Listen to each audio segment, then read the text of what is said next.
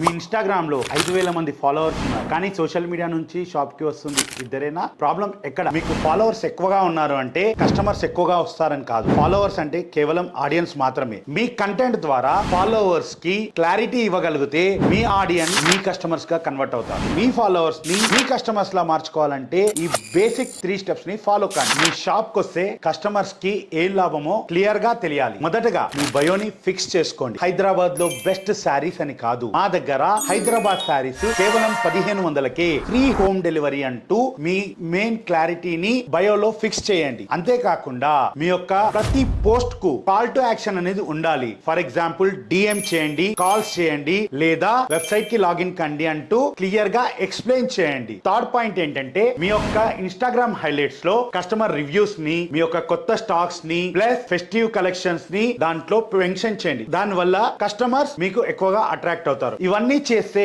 ఈ 3 విషయాలను ఫిక్స్ చేస్తే మీ ఫాలోవర్స్ మీ కస్టమర్స్ గా మారుతారు. మీ ఇన్స్టాగ్రామ్ బయో ఒక్కసారి ఓపెన్ చేసి చూడండి. స్పెసిఫిక్ గా ఉందా, జనరిక్ గా ఉందా? కామెంట్ లో ఫిక్స్ అని రాయండి, సో దట్ మా టీమ్ ఫ్రీగా మీ బయోని ఆడిట్ చేసిస్తుంది. Follow GMS ad, save and share.